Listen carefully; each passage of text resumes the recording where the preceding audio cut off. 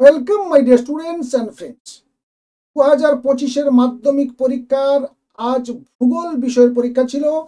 ভূগোল পরীক্ষা তোমাদের প্রত্যেকে ভালো হয়েছে সে খবর আমরা পেয়ে গেছি। তোমাদের মুখের দিকে তাকিয়ে আমরা বুঝে গেছি যে আজকের পরীক্ষা তোমাদের সবচেয়ে ভালো হয়েছে, কারণ তোমাদের যত সাজেস্টিভ প্রশ্ন ছিল আজকে সব কিছুই লেগেছে।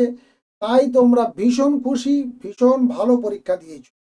তা সত্ত্বেও প্রতিদিনের মতো আমরা আজকেও নিয়ে এসেছি তোমাদের সঠিক অ্যান্সারের একটা ভিডিও, যেটা তোমাদের সঙ্গে শেয়ার করছি। তোমরা দেখে নাও তোমাদের অ্যান্সারগুলো ঠিকঠাক আছে কিনা।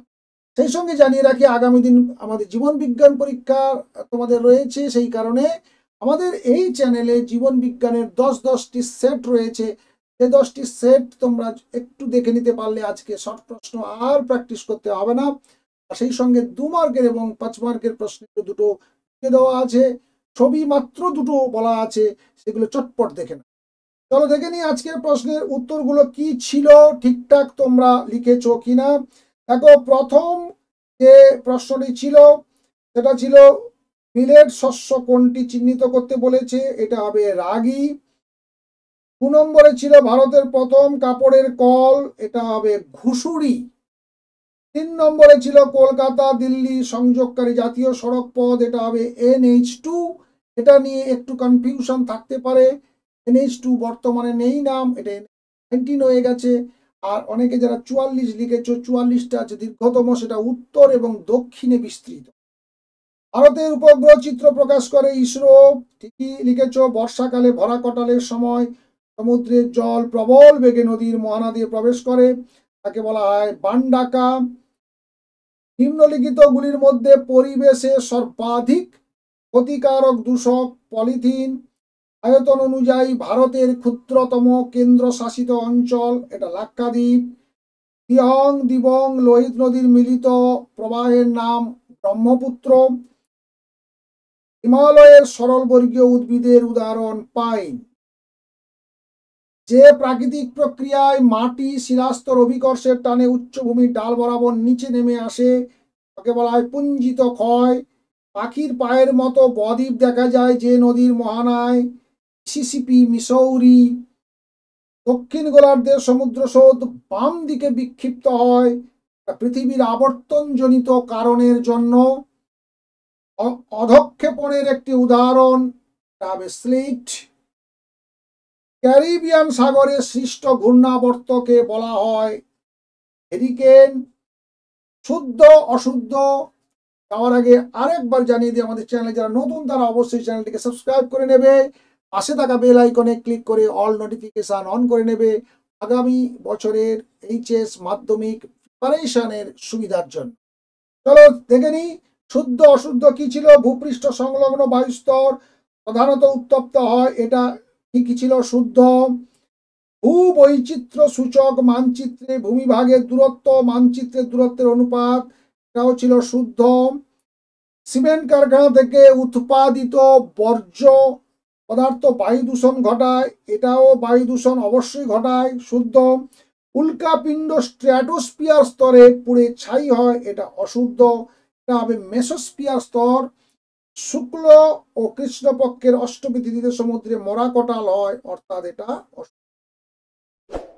মরু অঞ্চলে বায়ু ও জলের মিলিত কার্যের ফলে সৃষ্ট অস্থায়ী হ্রদগুলিকে প্লায়া বলে, এটা শুদ্ধ। হিমালয়ের পাদদেশ অঞ্চলে নুড়ি বালি পলি গঠিত সমভূমি অঞ্চলে বেট নামে পরিচিত, এটাও শুদ্ধ। গ্রীষ্মকালে উত্তর পশ্চিম ভারতের ধূলিঝড় ড্যাশ নামে পরিচিত, আঁধি নামে পরিচিত। উপগ্রহ চিত্রে ক্ষুদ্রতম এককের নাম, এটা পিক্সেল। বা বাংলাতে যদি লিখো পয়স্বইকার কয় দন্ত একার ল, পিক্সেল। চন্দ্র থেকে পৃথিবীর দূরত্ব যখন 3.56 লক্ষ কিলোমিটার হয় তখন তাকে পেরেজি বলে বা অনুসুরও বলে। পারমাণবিক শক্তি উৎপাদন কেন্দ্র থেকে নির্গত বর্জ্য, এটা হচ্ছে তেজস বা পারমাণবিক বর্জ্য বলে। নদী দ্বারা ড্যাশ পদ্ধতির সাহায্যে অদ্রবীভূত সূক্ষ্ম বালি পলি কাদা পরিবাহিত হয়, পরিবহন লিখতে পারো, লিখলে ঠিক আছে, সমান পদ্ধতি লিখলেও ঠিক আছে। বায়ুর চাপ পরিমাপ যন্ত্র, এটা নিশ্চয়ই তোমরা প্রত্যেকে ব্যারোমিটার দেখেছো। যে প্রাকৃতিক প্রক্রিয়ায় ভূপৃষ্ঠের উপরিভাগে ভূমির বিবর্তন পরিবর্তন ঘটে তাকে বহির্জাত প্রক্রিয়া বলে। একটি বা দুটি শব্দে উত্তর দাও। শীতকালে উত্তর পশ্চিম ভারতের বন্দরগুলি কোন স্রোত উষ্ণ স্রোতের প্রভাবে বরফ মুক্ত থাকে? এটা হচ্ছে উত্তর আটলান্টিক স্রোত, উপসাগরীয় স্রোত বলে। কাশ্মীরে প্রবাহিত বিতস্তা নদী কোন নদীর উপনদী? সিন্ধু নদী। ভারতের উত্তর পূর্বাঞ্চলে কোন ধরনের চাষের জন্য অধিক মৃত্তিকা? কোন ধরনের চাষ বলেছে? ঝুম চাষ। ওড়িশার কটক শহর কোন ফসলের কেন্দ্রীয় গবেষণাগার রয়েছে? ধান। 2011 সালের আদমশুমারি অনুযায়ী ভারতের মহানগরের ন্যূনতম জনসংখ্যা কত? এটা হবে 10 লক্ষ। ভূবৈচিত্র্য মানচিত্রে আরএফ যখন 1:50,000 হয় তখন মেট্রিক স্কেলে কত? এটা হবে 500 মিটার। পর্বতের পাদদেশে নদীর কার্যের ফলে যে শঙ্কু আকৃতির ভূমিরূপ সৃষ্টি হয় তাকে কি বলে? পলল শঙ্কু বলে। যে কাল্পনিক রেখার দ্বারা সমান বৃষ্টিপাত যুক্ত অঞ্চল একে বলা হয় সমবর্ষণ। এরপরে দেখো ডান দিক বাম দিক সহজ ছিল। লাদাখ আব্দুল্লার সঙ্গে মিলবে, কান্ডালা করমুক্ত বন্দরের সঙ্গে মিলে যাবে। তাই লৌহ ইস্পাত শিল্পের সঙ্গে রাজস্থানের লুনির সঙ্গে মিলে। এরপর আমরা দেখে নেব 2 মার্কের প্রশ্ন রয়েছে।